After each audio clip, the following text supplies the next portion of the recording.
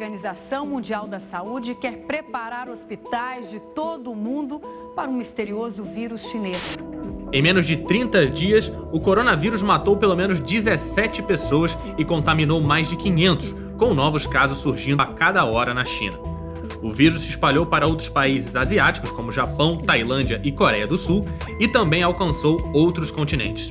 Um homem que desembarcou num voo vindo da China foi diagnosticado com o vírus em Seattle, nos Estados Unidos, e aumentou a preocupação com uma epidemia global que poderia chegar até no Brasil.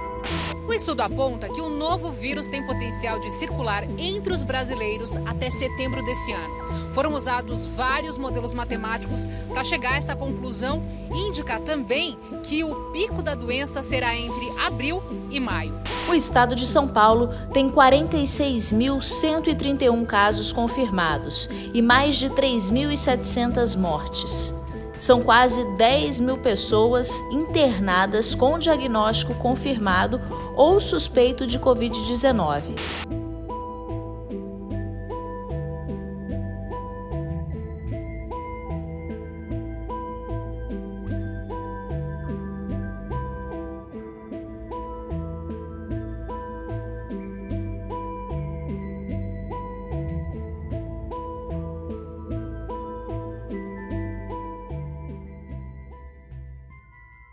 Antes de tudo começar, eu estava na metade do meu quadrimestre na UFABC. Tô para terminar aí o curso de bacharelado em Ciência e Tecnologia.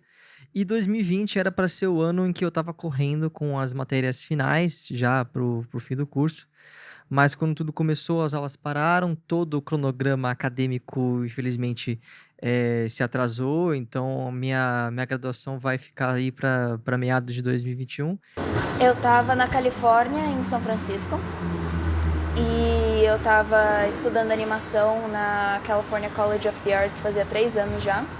E aí chegou lá para março, que estava quase no Spring Break, é uma semana que eles param na primavera. E a escola falou que ia parar um pouco antes, ia parar uma semana antes.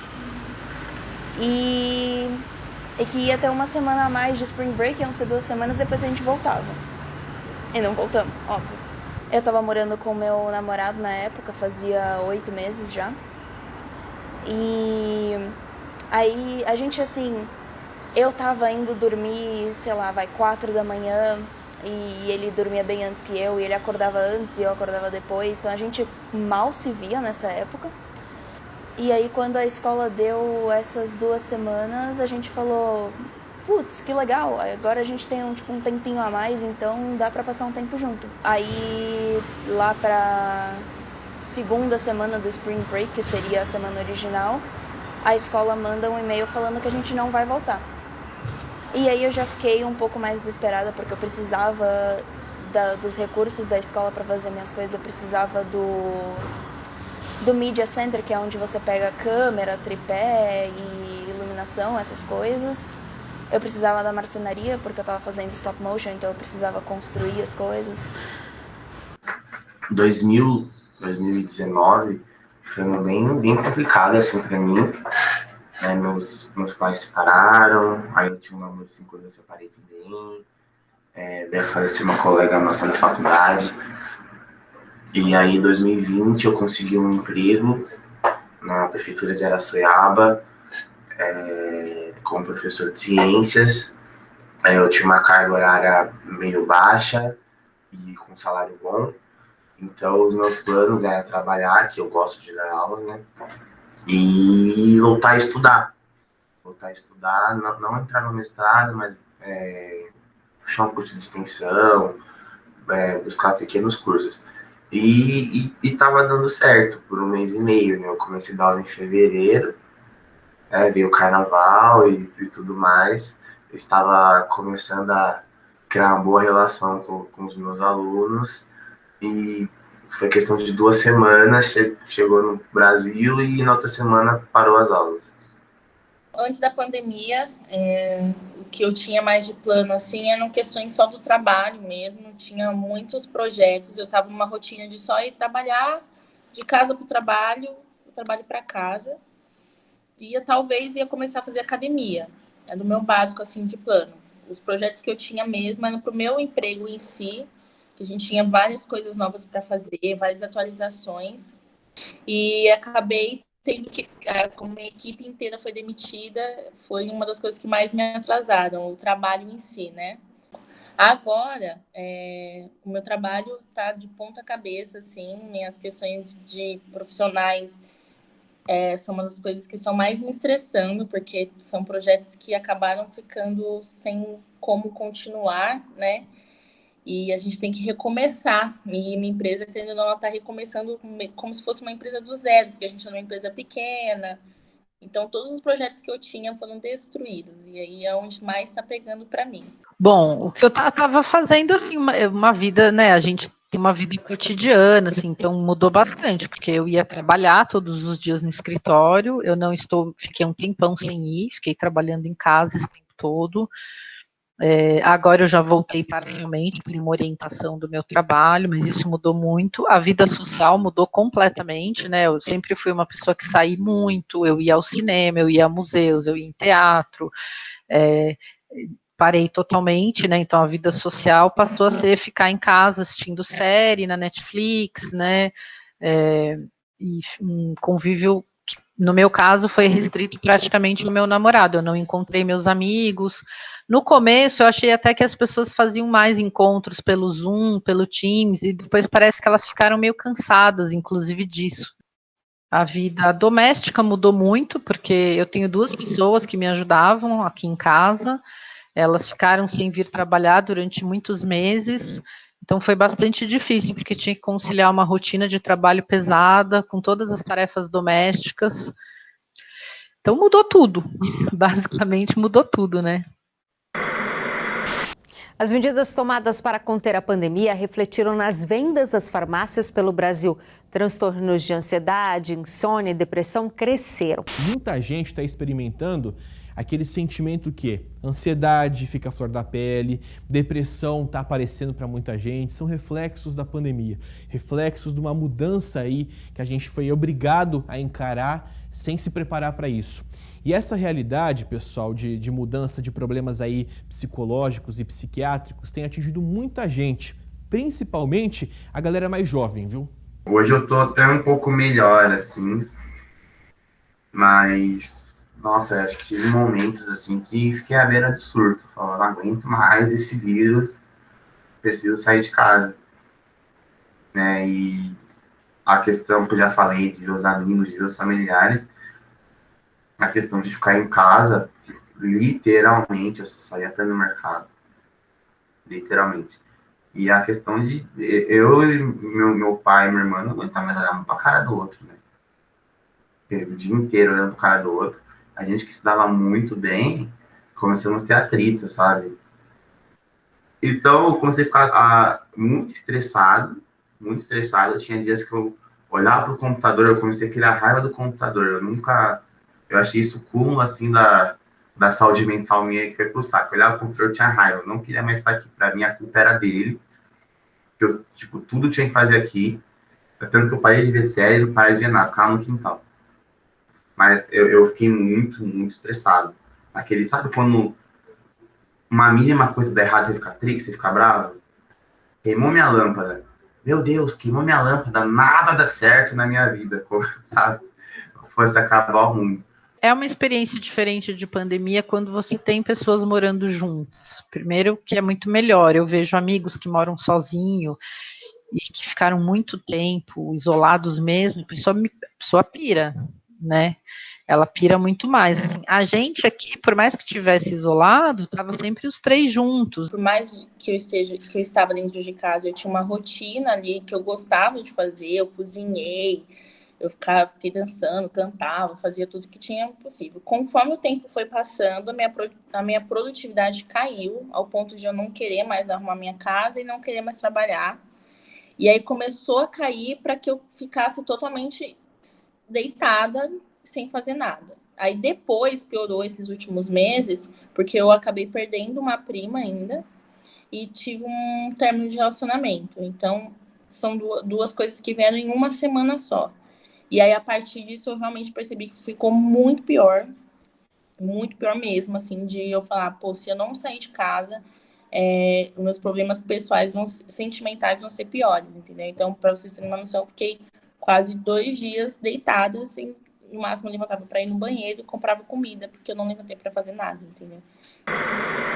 Violência doméstica. De 1 a 16 de março, 829 denúncias. De 17 a 25 de março, 978 denúncias. O isolamento social acende um alerta para um problema que a gente já enfrenta, mas que pode piorar nesse período: a violência doméstica. Como vem ocorrendo em outros países, por aqui o número de denúncias em razão do confinamento já aumentou. Daí tava lá eu tranquila lá pro dia 17 de março. Tinha cortado tudo que precisava, tava montando as coisas. Aí ele me manda uma mensagem de texto escrito água em inglês. E eu fico, que? Aí eu começo a berrar de lá de baixo. Thay, o nome dele era Thay. Que é isso? Por que água? O que você tá falando? E aí ele não responde coisa com coisa, fala, calma, vou ver, não sei o quê. Não fazendo nenhum sentido. Aí eu recebo uma notificação do Face, falando que ele me marcou em alguma coisa. E era tipo, só meu nome, assim, na minha timeline. E eu fiquei, não sei o que está acontecendo. Aí eu comecei, tipo, o que tá acontecendo? Por que você me marcou? Você tá bêbado? Você tá chapado? O que tá acontecendo? E ele não respondendo coisa com coisa, falando vou ver, não sei o quê. Aí eu subo lá. E aí eu já tô um pouco mais pistola, porque ficar perguntando a mesma coisa de novo te irrita. E eu pego meu celular e eu falo, mano, por que você me marcou nisso aqui? Por que você me mandou mensagem falando água? O que tá acontecendo? E ele, assim, olhando e-mail, ele falando, não, peraí, agora eu tô ocupado, não sei o quê.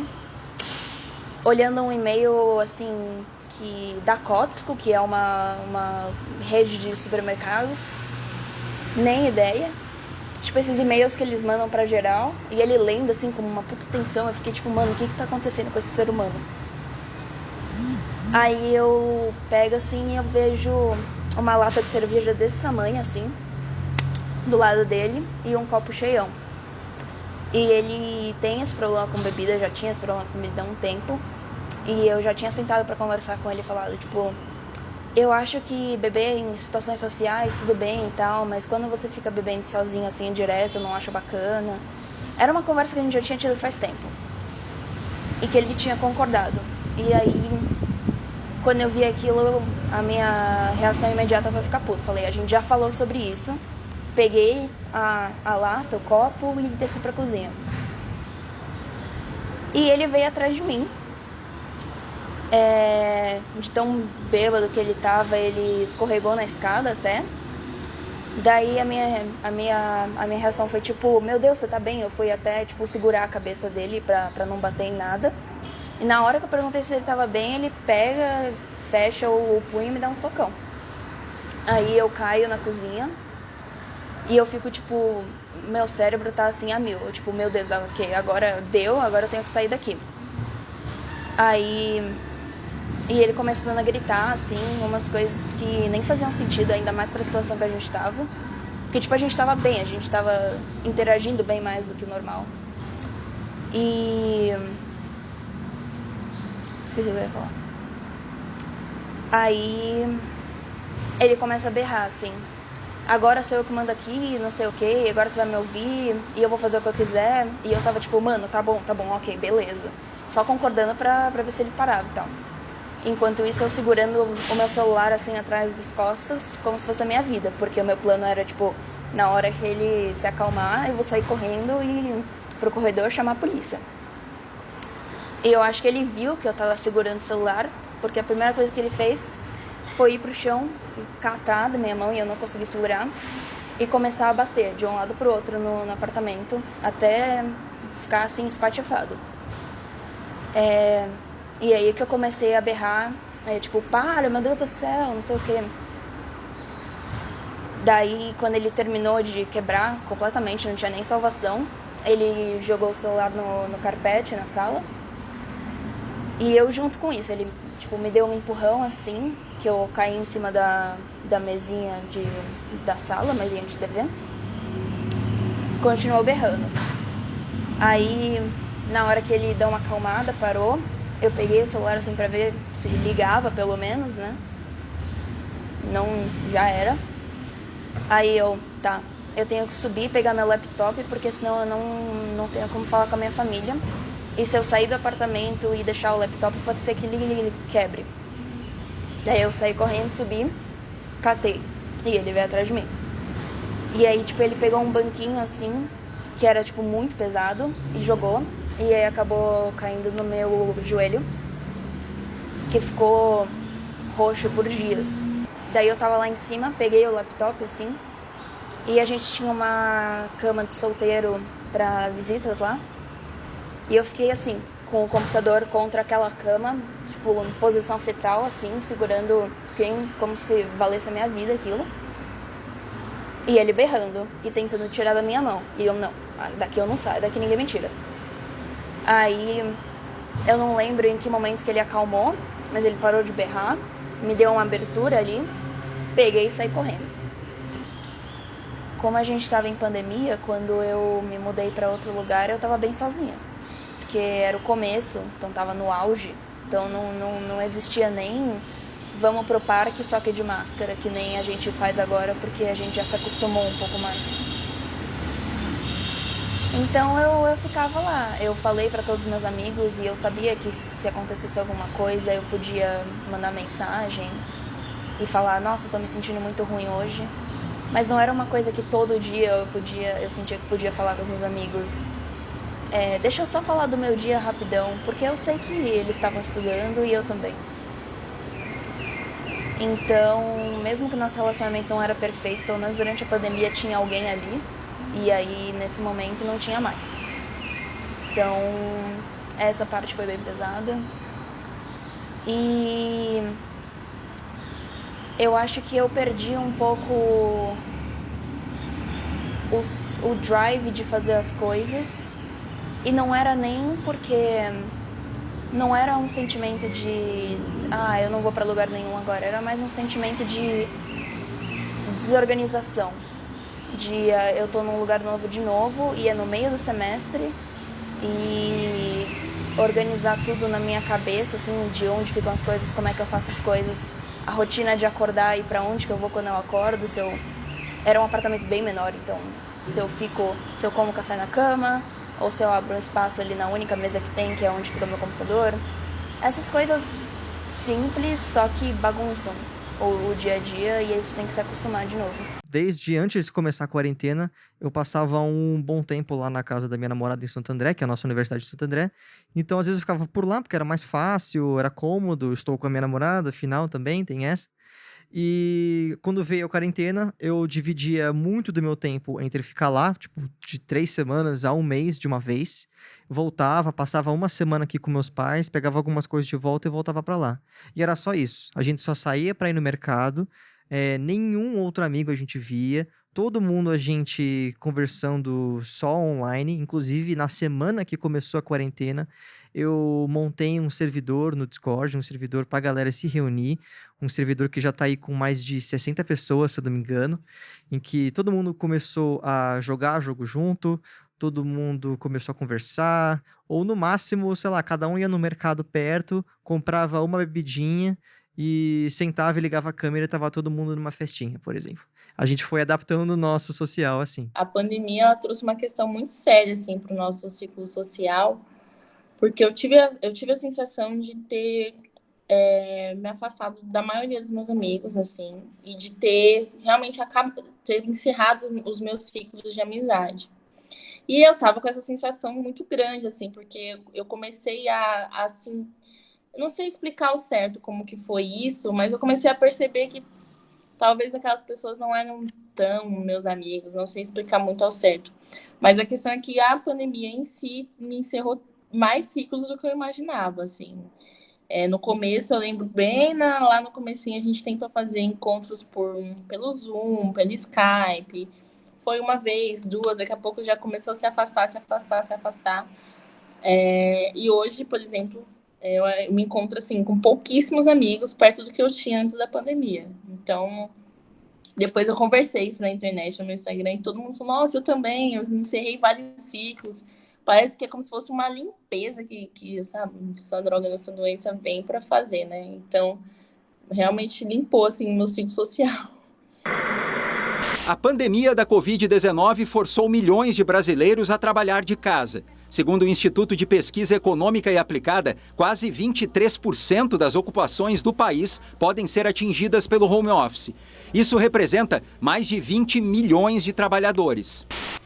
Uma das saídas adotadas pelas empresas para manter a produção foi liberar o trabalho de funcionários em casa. Há quem acredite que esse jeito de trabalhar vai permanecer mesmo depois do fim da pandemia do coronavírus. Nessa semana, poucas expressões acabaram ganhando tanta importância no vocabulário de todos nós quanto essa aqui, home office. Escritório em casa, na tradução livre do inglês para o português. Pois é, Edu, a recomendação de diminuir as aglomerações, muitas empresas colocaram os funcionários para trabalhar de casa.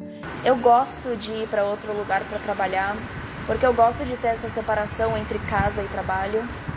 Mesmo que eu tenha que pegar a condução por um tempão, porque pelo menos aquele espaço é para aquilo e ponto final, e me ajuda a concentrar.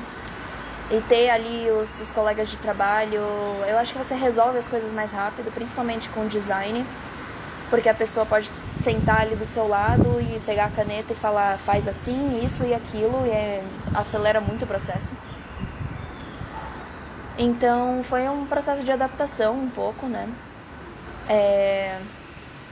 De ter que pensar, a minha cama está logo ali, mas essa escrivaninha aqui é o meu espaço de trabalho. E agora eu já me acostumei, então agora tá bacana. A única parte que talvez pega um pouco mais é a parte de design. Comunicar o que você precisa que mude por mensagem e ter que ficar mandando prints e prints da imagem com pouquíssimas mudanças, esperar a pessoa responder e falar, talvez faz isso, aí você tenta e ela, não é exatamente assim, demora muito mais. Faz 2 semanas que eu tô tentando vir daqui pro escritório da minha mãe, porque a home office para mim no início deu certo, até, porque talvez, como eu estava num momento muito, como que eu posso explicar, que eu era muito corrida no trabalho, ter esse espaço meio que te dá uma sensação de você não precisar mais pegar o transporte público e tudo mais. Isso no início estava indo super bem para mim. Eu estava até me sentindo mais criativa, mais produtiva. Só que com o tempo que foi alongando, que foi 1 mês, 2, 3, 4, isso já começou a não ter mais resultado para mim, entendeu? Eu já comecei a achar minha vida muito monótona, muito aquela rotina. E querendo ou não, era dentro de casa, acordar, limpar a casa e trabalhar. E eu moro sozinha, então eu não tenho nem muita interação com as pessoas. Então, isso começou a me frustrar de uma tal maneira que agora, esse último mês, eu ainda tentei, mas agora, nesse último mês, ainda mais que eu tive uma perca na família e tudo mais, eu decidi ficar saindo mesmo, eu precisei, porque ou eu ia ser demitida, simples assim, porque eu não conseguia mais trabalhar. Muitas unidades de ensino já estão adotando as videoaulas. Isso mesmo, os alunos que estão em casa podem assistir aula através da internet. Alunos da Rede Estadual de Ensino de São Paulo começam a ter hoje aulas à distância que contarão como dias letivos. As atividades ao vivo podem contar com interação por meio de um aplicativo e o governo do estado vai disponibilizar internet para que haja acesso aos conteúdos por celular sem custo. A pandemia do coronavírus alterou drasticamente a rotina das escolas. Há mais de 1 mês, instituições de ensino público e privadas suspenderam as aulas. Desde então, atividades escolares continuam acontecendo, mas no ambiente virtual, o que tem gerado uma dinâmica de trabalho que a maioria dos professores não estava familiarizada, ocasionando uma série de desafios para os docentes. Professor, meu trabalho é em sala de aula, professor de ciências, sabe? O meu TCC na minha formação foi em atividades práticas. E Então, eu sou professor que todo bimestre que a gente conta na escola, eu faço umas 3, 4 atividades. Eu gosto de ensinar, pegar na mão, mostrar, levar para a escola as coisas químicas, levar o globo terrestre, mostrar como gira. Em casa, o primeiro é você perde o contato, né? Vou falar só do professor, você perde contato com o aluno. Então, é muito ruim não ir para a escola. Eu andava de ônibus para ir, que tinha mais trânsito, eu demorava 2 horas para chegar no lugar de trabalho, que é na cidade vizinha. Para voltar 1h30, um pouco mais rápido. E eu juro que eu preferia essas 2 horas de ônibus do que dar aula pelo computador na minha casa. Porque faz muita falta. O barulho do sinal batendo, a criançada correndo. Nossa, faz muita falta. E o nosso trabalho, o meu, por exemplo, onde eu dou aula é uma cidade muito pequena, tem 56 mil habitantes. Araçará não mora em Sorocaba, que já é maior, tem 600 mil, mas a cidade que eu moro é pequena. E a rede lá municipal, fundamental, tem 5 escolas. Então, assim, eles não têm dinheiro para ter um sistema bom remoto, sabe? Não é formal da prefeitura, é que não tem, é completamente entendível. Não tem como a prefeitura de 50 mil habitantes tirar do nada um sistema de ensino remoto, igual o Estado fez, né? O Estado fez. Então, a gente está muito no improviso. Eles se esforçam, mas estão no improviso. O WhatsApp, formulário Google Drive, o Classroom, sabe? A coordenação também muito estressada, não estressada de braço, estressada de trabalho, porque tentando viabilizar. Só que é uma cidade interior, então tem gente que não tem internet. Por exemplo, eu tenho aluno meu que eles mandam atividade até o dia 15, 20, porque depois disso acaba o pacote de dados do celular. Aí tem que esperar virar um mês, sabe? Então, essas dificuldades. Então, para professor, assim, tá péssimo. Não é exclusividade minha, não é uma cidade pequena, mas eu tenho no Twitter uma grande rede de professores. Não tem um professor que não tá esgotado mentalmente nessa época do ano, todo mundo cansado, tá todo mundo, vamos terminar o ano, né? E o caso do professor de ciências atrapalha muito. Ontem eu estava fazendo mesmo um relatório e ano que vem não volta ainda, eu acho que no começo, mas quando voltar vai ter que fazer uma grande revisão, porque mesmo com esforço, não creio que chegou a 50% de capacidade. O professor que se importa é ficar muito preocupado, né, com o que vai acontecer. No primeiro dia de reabertura dos shoppings no Rio de Janeiro, lojas foram fechadas e multadas. Muita gente foi às compras e aí houve aglomeração. 30 dias de quarentena, 1 mês sem colocar os pés no shopping. O retorno foi alucinante. Com direito a tapete vermelho, aplausos, saxofone e som na caixa de Creedence Clearwater Revival. O jornalismo da Record TV registrou essas filas, aglomerações e congestionamento também no comércio ambulante. Pelas regras de flexibilizações, os estabelecimentos de rua podem funcionar das 11 da manhã às 3 da tarde. Apesar da reabertura, um levantamento da Associação Comercial de São Paulo mostrou que 20 mil lojas faliram. A Federação do Comércio de Bens estima que apenas na capital o comércio perdeu quase 17 bilhões de reais entre março e o começo de junho. Quando eu saí, parece que as pessoas ficaram aliviadas, sabe? Nossa, finalmente você saiu, porque do meu círculo eu fui o último a sair. Fui o último a sair de casa, ia liberar meus irmãos, que minha irmã estava em um estresse gigantesco já, sabe? Então, tava muito difícil. Mas assim, foi muito chato. Amigos me bloquearam no Instagram, que postavam foto no lugar, né? E pra eu não falar mal, me bloqueavam, assim, a publicação. Não comentavam. Teve um amigo meu que falou que ele estava aqui perto de casa e ele falou que ia passar aqui, mas não passou porque sabia que eu xingaria. Eu ia mesmo, porque naquela época não dava, né? Hospital lotado. Eu ficava muito atento, assim, quando o hospital aqui ficou uns 2 meses com 100%. só sai do 100% quando morre a gente. Pra falar, gente, o dia não posso sair de casa, quando a gente torceu o pé, não tem nem tratamento para torcer o pé, porque o hospital tá lotado.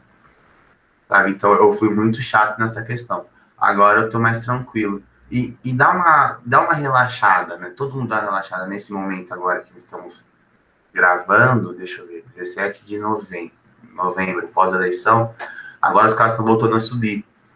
Então agora eu tô começando a fiar minha família de novo. Mesmo já tendo pego, falei, gente, tem que ter responsabilidade. Minha irmã queria ser, falou, vamos ficar em casa esse final de semana, vamos dar uma segurada. Falei com meus amigos, galera, vamos dar uma segurada, os hospitais estão subindo. Mas eu geralmente sou o mais chato do grupinho, assim mesmo, sabe? Acho que o meu papel do grupo de amigos é ser o mais chato. Eu quase não saio. Se eu saio é pra ir no supermercado com a minha mãe, pra ajudar. Fui no dentista outro dia, porque precisava.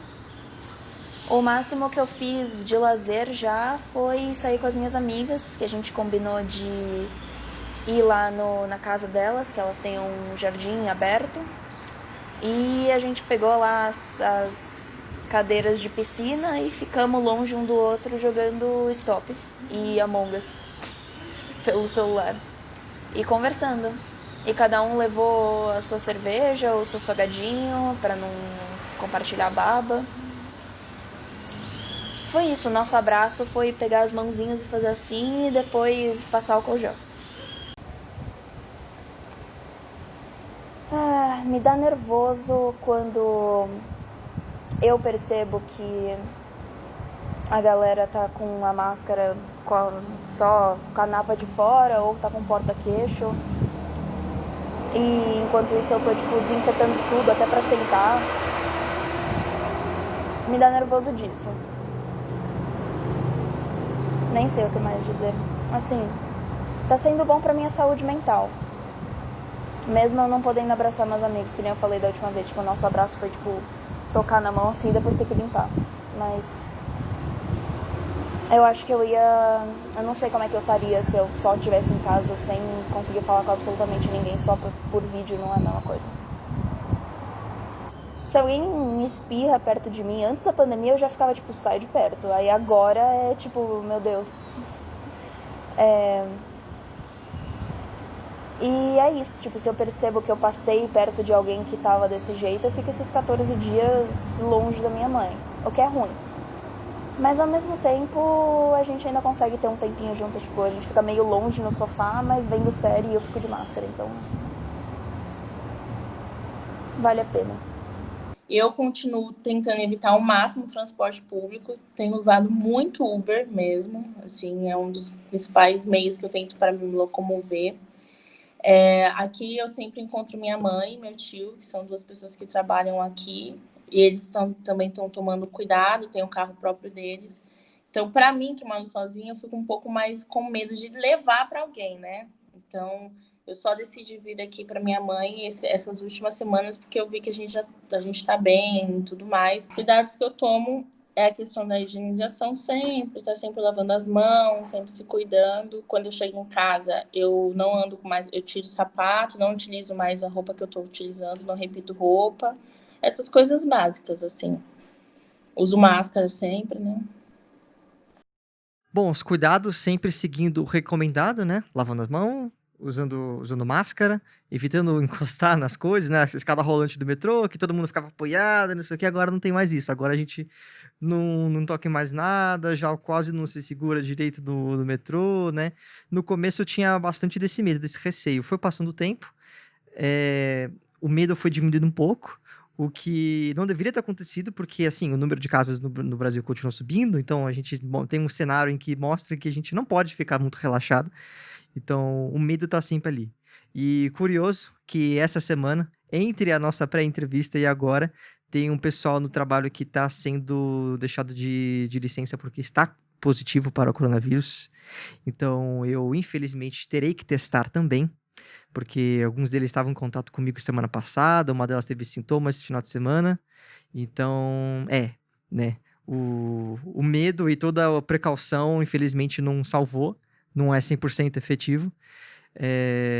Porque, enfim, nem todo mundo segue as mesmas diretrizes, então a gente fica à mercê também da boa vontade, da educação e do trabalho comum, né? Do trabalho comunitário. Durante o período da quarentena toda, eu saí basicamente para fazer duas coisas. Eu saí para fazer compras de comida, eu sempre ia ao supermercado, não fiquei naquela coisa de pedir tudo pela internet, eu ia ao supermercado para comprar comida, e eu saí para ir ao veterinário, porque eu tenho uma cachorra que tá doente, ela está com câncer, ela estava no meio do tratamento da quimioterapia, então eu tinha que levar ela toda semana para fazer a sessão de quimioterapia. No começo era muito estranho, porque parecia uma cidade fantasma, estava tudo fechado, era muito esquisito, você saía no meio da tarde, né, eu ia para levar ela no veterinário, assim, estava tudo fechado, e aí, como eu ia com regularidade, eu fui percebendo pelo próprio movimento da cidade como que as coisas foram voltando a funcionar, foram voltando a abrir e tal. Eu acho que tudo me fez mais consciente de um cenário que a gente tem aqui no Brasil, que é díspare, totalmente díspare em todas as classes sociais, e faz a gente pensar qual que é o nosso papel. Qual que é o papel das pessoas que estão mais em cima, né? Por assim dizer. Eu tenho total capacidade de, sei lá, fazer doação para alguma ONG, fazer, não sei, ler algum artigo, ler alguma notícia e informar isso de forma didática para alguém. Então, o que mudou em mim foi a questão da solidariedade. Acho que, resumindo tudo, foi a questão da solidariedade. Não que eu não tivesse, claro, mas acho que tudo fica mais nítido quando a gente tá numa situação crítica, né? Quando tudo tá pegando fogo, literal e irônico e metaforicamente, a gente se preocupa mais, né? Porque dá pra ver o que tá em jogo.